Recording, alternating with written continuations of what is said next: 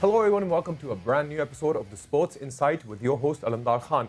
And as you know, the show basically focuses on sports news from all across the globe.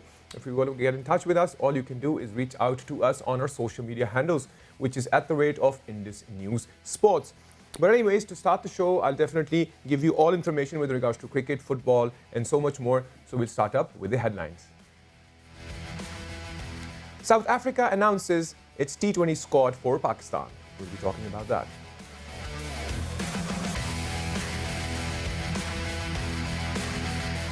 And India achieves a stunning test victory over Australia with a record-breaking run chase.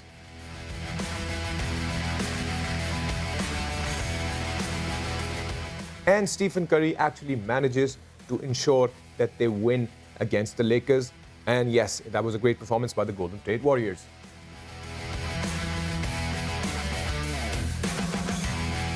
Yes, Zlatan Ibrahimovic scores 2 goals for AC Milan, and they are literally on the top. We'll talk about that as well.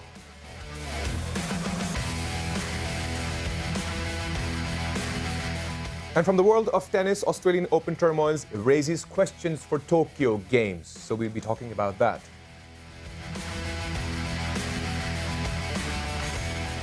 So basically all the news that is coming in is majorly focused not only on cricket, but obviously with the idea that, there's this COVID situation that has been trickling all across the globe. But anyways, to discuss from the cricket to the basketball side, to the football side, and to the tennis side, I have with me Adnan Qureshi, our sports analyst. Adnan, thank you for joining us. Hi, Alamdar. How are you? I am well. How are you yourself? Good to be on the show. Thank Pleasure. Yeah. All right, Adnan. Let's talk about South Africa versus Pakistan.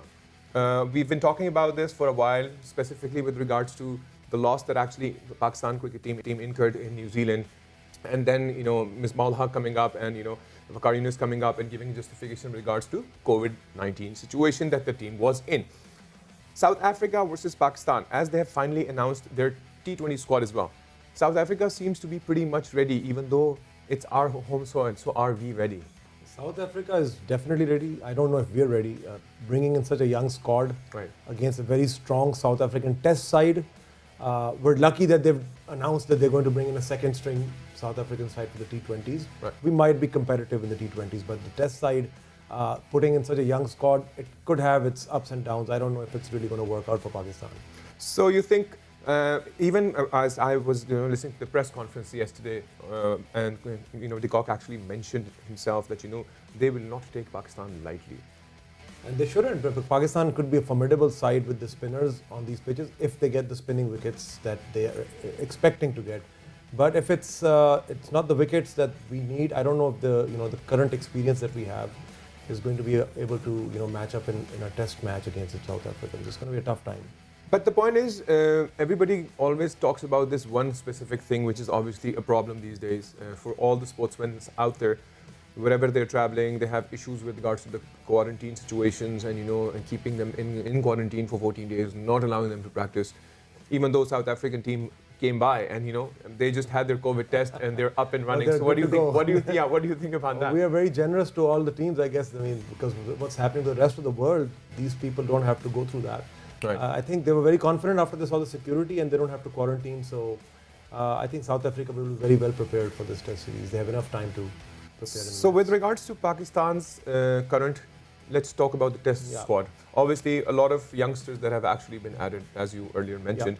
A few individuals, for me, to be very honest, Kamran Akmal, one of the people, one of the key person that I actually talked about on the show while we were losing the test series in New Zealand, I remember, because in the Qadi Azam Trophy, he proved himself as as a first-class cricketer in a first-class series, and giving him that opportunity of proving himself and his worth in Pakistan can be definitely a solid advantage to us. I agree with you. He has the raw talent, has the scores in the domestic trophy, but the only thing is it's a matter of nerves in an international match. Will he be able to handle the big time pressure? Right. Will he be able to handle the South African bowling attacks and international pace attack? Right. That remains to be seen. He has to prove his mettle. Gets an opportunity. Let's see how he does. So will it be a one-sided playoff, or will it be, because like I said, we did mention and we did add a few new people on board. Do you think Misbah has planned any strategy, Vakar has planned any strategy for the team as yet? Because to be very honest, the losses that we usually incur are only because of the fact that we don't have a strategy. So will we be expecting a strategy this time? I don't see any strategy coming in from the same brains that have been, they've been tried and tested. Right. And I'm very disappointed with the excuses that Misbah and Waqar have come up with for the loss in New Zealand. Right. I mean, saying that COVID-19 was a reason that they couldn't prepare properly. They should have been prepared months in advance. All the world is going through this. Because they knew very well that when they arrive in New Zealand, they're going to be quarantined for 14 days. And quarantine was basically turned out to be more stricter, if you remember, when we reached there. So there were some breach of protocols that were from our end that actually brought the team to a point of no return, and the quarantine was even stricter. They decided to keep it more strict than the usual part because of the fact that we did not follow. But PCB also, very relaxed and they took it too easy, I think. But PCB, like I was discussing, PCB actually asked Babar Azam and also asked Misbah to reach out to them if the players are not mentally ready after the quarantine. Correct. So why did not they follow that? Because the point is from the performance that they put in, and then coming up with the same excuse that it was COVID. So how do you see that? Because it's just an excuse, Alamdar. I mean, this is not really, this is international cricket. These players are supposed to be conditioned and ready to play against the best in the world. Right. They just could not do it. They should admit that they had no strategy for New Zealand. They had no plan for New Zealand. Instead, they're making COVID a scapegoat and try to get away with this. And they've actually gotten away with it without any repercussions. So I don't see if they're really going to take the South African series too seriously. Remains to be seen. Do you think if, as you just said, that you think they will not be taking the series seriously? If they don't take the series seriously, will PCB be taking any serious actions with regard to them taking it not seriously this time? I think that they should have taken action already. Right. Misbah and Waqar have been tried and tested. Right. I personally feel a defensive player who had a defensive mindset throughout his playing career really cannot give you an aggressive mindset when he's a coach. So the whole team, you can see the entire team in that defensive mindset when they're playing. Right. And that's the same thing that's going to happen against South Africa.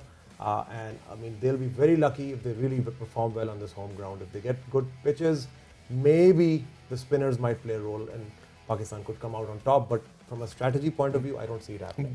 With regards to strategy, let's talk about, spoke to this South African journalist lately, and he said that, South Africans are absolutely ready. But their plan of action will definitely be adding 2 spinners and 2 fast bowlers as the same strategy as Pakistan will carry.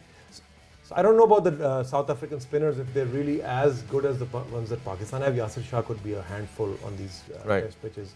But again, it all depends on the groundsman and the playing conditions on the day of the test and how that comes out. So how do you think, obviously we did not have Babar Azam. Captaincy definitely plays a vital role. Not only captaincy, obviously, it's more like the backbone of the team itself. Babar Azam is back. Yes. I have had a word with Yasir Arafat as well. I've had a word with Yasir Hamid as well. They're pretty much hopeful only with regards to this one player coming back in. Isn't that sad though? I know it is sad, but captain actually has to devise that strategy. But just think about the intense pressure we are putting on Babar Azam all the time. He's consistently getting this pressure on his head that he's the only one that can save the Pakistan squad. It affects the player's performance at the end of the day. Right. I'm hoping to God that he comes out on top once again. I love Pakistan cricket. Yes, definitely. We want him to succeed, but again, they're putting too much pressure on him by not having any strategy, by the other batsmen not performing. You put too much pressure on Babar Azam, and 9 out of 10 times he might succeed, but this pressure is going to get to him eventually. Interesting. So basically what you're saying is, for any player, it's not just the COVID pressure. No. It's not just the COVID pressure, there's so much more pressure out there. Yeah. So we're hoping for the best with regards to Babar Azam and obviously the squad itself. But until and unless a devised plan is not there, it's highly doubtful that we'll come up to that level. We have not announced our T20 squad as yet. So what exactly are you looking at? Because we have a slight difference of dilemma with regards to choosing the same team for T20 and the same team for... You know what? Well, I was just surprised by the South Africans when they've announced that they're sending their first squad back and it's going to be a second string squad as per se, second squad. Right. But they seem very confident, and it seems like the players that they have, and there's a couple of players who've played. Yes, even de Kock is going back because he said that they have to prepare for Australia. Their level of confidence is already shattering. When I literally went through the news today, and I was like, wow, the confidence level that they have while coming to an away country, not their home ground. I think this confidence is coming from them playing in the IPL consistently. They feel that we're going to have similar pitches to the IPL in the Pakistan, in Pakistan. So they're very confident because of that reason. I feel that they think that these players can succeed in the T20 format. So and they've got David Miller. He's still one of the definitely he's here. And more interestingly, the point is if they manage to pull their cards right, because as discussed earlier with a few journalists, they think, as per them, that it is going to be a big major clash between Pakistan and South Africa. That's what they said. For the T20s? No, not just the T20, the entire series itself. You think it's going to be a close one? Yeah, that's what. That's a speculation, but it could be. I mean, again, the pitches are going to matter. Team selection is going to matter, and of course, the Pakistan Test side, how they perform with these new players is going to matter. But I think the South African squad is stronger than us in the Test side. Definitely, they are stronger with regards to their experience. Not only that, they just won from Sri Lanka straight up. Yeah. So they're all mentally ready, up and ready. And like I said, Peacock actually had this press conference lately saying that, we're ready and we're not going to take Pakistan lightly. But anyways, I hope this all goes well. We'll continue our discussion with regards to cricket and so much more. So I'll see you guys after the break.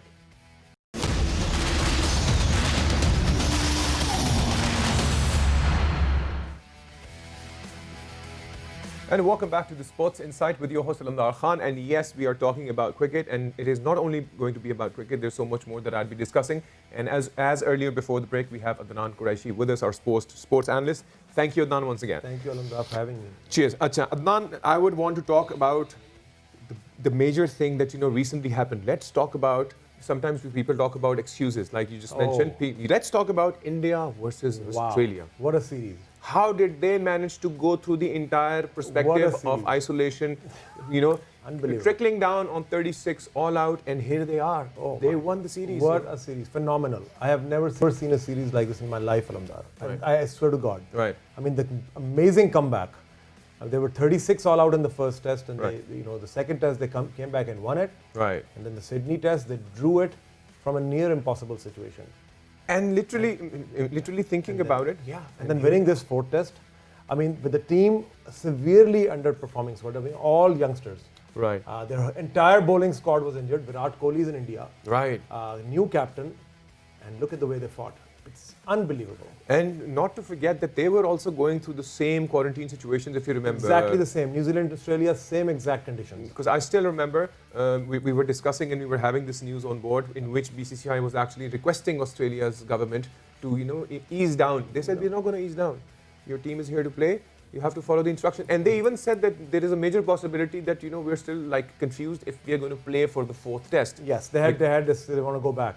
Yeah, they wanted to go back. Right. But with the amount of professionalism, I think how sports actually brought this to the point of no return for them. But when we look back to the whole situation, because when this was happening, obviously, and 36 all out happened, and our team was back in New Zealand, and obviously, in fact, our team. We were probably cheering on that India lost. Yes, but the point is, ultimately, we also went through the same thing, and they went through the same thing. Only winning one T20 match. Sometimes when I look at the brighter side of our team, I look at the brighter side with regards to how they still managed to at least win one, which means that Pakistan cricket team only if carries a strategy, only if they carry a plan. Even if Babar Azam is not there, if Imamul Haq is not there, if the main key persons are not there, but they have a strategy. They definitely managed to. I mean, if we remember Hafiz's performance, and there were some phenomenal performances, to be very honest. I just feel if they can even just match if they can just learn something from India, just the mental strength, right, the courage, right. That's all you need in Test cricket. I mean, if they had just picked this up from their neighbors, I mean, India has just defied all odds, Alamdar. They've won this test. It's mind-boggling. Yes, everybody. I think it's one of the biggest chases. It's never been done at the Gabba in Brisbane. It's never happened. 273 is the most anybody's chased, and they did it about 330 almost. They've chased this target. Yeah, that's really interesting with regards to that. And so yet again, if we learn from the experiences, is the most important thing. Until and unless Pakistan cricket team has that specific amount of strategy in them, because this time. We will not be having any excuses. I mean, look at this guy, Rishabh Pant in India. Right. Unbelievable. I mean, he's a new player. Hasn't played much abroad, played domestic cricket. Right. He's come in and he scored almost 85 runs against a very, very strong Australian attack. I mean, Hazelwood, Stark, Cummins, and Lyon. I mean, 400 wickets just for the Nathan Lyon, the off spinner. Right, right. And for them to win this. But before Pakistan was leaving for New Zealand, don't forget that we won against Zimbabwe, but it was Zimbabwe. Let's even get there. Because if this time we lose, we'll definitely be losing another space, another level on the international standings level. So I think it's kind of unaffordable for the team to, we need to get out of that unpredictability. Defensive mindset, unpredictability, they have to grow up, they have to start playing at an international level. It's just so important. Coaching, fielding is so necessary. That's exactly what Yasser Arafat said yesterday. He said, Alamdar, we need to have a fielding coach, which is an international standard fielding coach. That's exactly. That's what we need. Exactly what not a local coach Absolutely. who thinks he's a fielding coach. I know. he needs to be a specialized person who knows his skill, his skill set. Yes. But with regards to the unpredictability, as you talked about, not to forget that South Africa has also been one of the unpredictable teams. True. On a global Less scale. Less unpredictable than us, but more unpredictable in major tournaments. In the World Cup especially, they always end up losing. I feel bad. Yes, I personally feel that too. But that's how it is. And but anyways, that's South Africa. But this time, I think they're mentally prepared. They have time to practice. They're practicing on our pitches as much as they can, and that's what it's all about as well. That also adds. Let's go to that thought process. If Pakistan starts playing and performing as they did, specifically on the fielding side, it would be an utter disappointment. I hope that doesn't happen. I just hope that doesn't happen. But you just can't expect what Pakistan's going to do. So they might come here and defeat South Africa by an innings. You just don't know what's going to happen with Pakistan. But how long are we going to depend on unpredictability? That's the thing. We are just tired of it as cricket fans. With every person that I interview or talk to about cricket, this is the only thing. The unpredictability of how Pakistan cricket team is performing is something that has raised a lot of questions. No. If you look at India, look at their batting lineup. It's the top 6 are pure batsmen who can stand on a cricket pitch for the whole day. Right. We don't have one player besides Babar Azam who can maybe match the Indians. We still have hope with regards to this. Let's talk about Hafiz. He did phenomenal. But yes, you're right. The top slot, because we can't have that trickle down effect this time, because we've been having those trickle down effects and people coming in batting and out for dark. I'm sorry, but Shan Masood was literally a disappointment. It was a disappointment, and everybody still thinks that he's one of the key. I'm sure he is the key player, but he's not in his shape. So I think that is probably one of the. He needs to go back to the academy and maybe play it practice out and more. come back. And let's talk about even Muhammad Amir yesterday came out with a statement. How about we talk more about? And he's probably right in some regards. There's a lot of politics going behind the screen. And it's probably happening to him. I don't know if he's completely telling the truth, but most of it seems like there might be some kind of favorism going on. But when Amir talked about this, obviously he announced his retirement earlier, right? If you remember. But when he announced his retirement and instantaneously then he comes back and he says, I need to change them. I'd accept everybody else. But obviously with regards to Misbah, obviously he's more upset about, because I think he was more focused and he was pushed on playing for test cricket and stuff. And I think that's probably one of the reasons. Amir has not been very good about the way he's handling his career. But I don't know if this story that he's talking about is 100% true. But there might be some truth to it. Right. So anyways, but let's hope that our team is ready this time. We're just hoping we can always pray. That's all we do. We always pray. But anyways, besides praying, we need to be focused. We need to, And let's hope that Muhammad Amir's issues get solved as well. But he. I don't think he's been selected though. No, he's not obviously not on board yet. But he definitely be playing the PSL and stuff. But but obviously the passion for cricket lives, right? So he definitely. No, I think Muhammad Amir has a lot more to give Pakistan cricket. If they use him well, I think he should come back in the team. Right. He's still a very good bowler, right. Very good talent, and I think we should not waste him. He's still got plenty of years of cricket service that he can give to Pakistan. Great, Adnan. So Adnan, this was more of thank you for the wisdom on cricket specifically. Let's switch towards the NBA. That's more interesting because obviously that's something interesting that actually took place. And Stephen Curry actually lifted the Golden State Warriors to win against LA Lakers 115 to 113. Holding LeBron to 19 points. 19 points. I think one of the best games so far. So I've never been a Lakers fan. I've lived in the US all my life. I've never been a Lakers fan. I'm kind of glad the Golden State Warriors beat them. Though I never liked Golden State either when they were the champions. Yeah, Stephen Curry actually managed to score 26 points. Stephen Curry is a legend. He was out of form for a little while. He's back, I think. He wasn't playing for a bit, but he's back. And when he starts shooting, he doesn't miss. But So- it was like all are contending for the MVP right now, from how I see it, because Stephen Curry is like proving himself. Obviously, LeBron James still considered to be on the top, but even then, confining LeBron James to only score 19 points out of the 113 points. Yeah, it was a high-scoring game, but let's not put all our hopes in this yet. The Lakers are a formidable force. They're the defending champions, so Golden State has a long way to go. And I mean, all the roads to the NBA championship go through LA. That's what they say. Right. So Golden State has to beat them in the playoffs. And in a 7-game series, beating LeBron James is not an easy. So basically, obviously, they are still number one. So that's like one of the most important factors. But number one losing is like something tricky. And losing like on like a 2-point is like is definitely it's a good win for the Golden State Warriors. Absolutely. It will give them a lot more confidence. Absolutely, sure, absolutely. Anyways, this was more on the NBA side. We'll just switch over to the football side.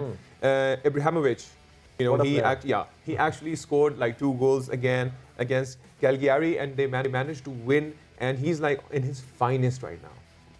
I mean, he's an amazing player. He's been a legend for soccer, and he's doing really well. And the So strange proud part of is him. after the injury, he was going through this injury, and he came back a few months ago, and then he started coming back again. And I think up till now, in this season so far, the amount of games that every time you go Have through you the seen him news- hustle? He's just running like the youngster. Absolutely. It's amazing. And Ibrahimovic is also known for his attitude. I don't know if you've seen his interviews and stuff. I think he's like a phenomenal individual. He's awesome, yeah. But anyways, that was more on the football side as well.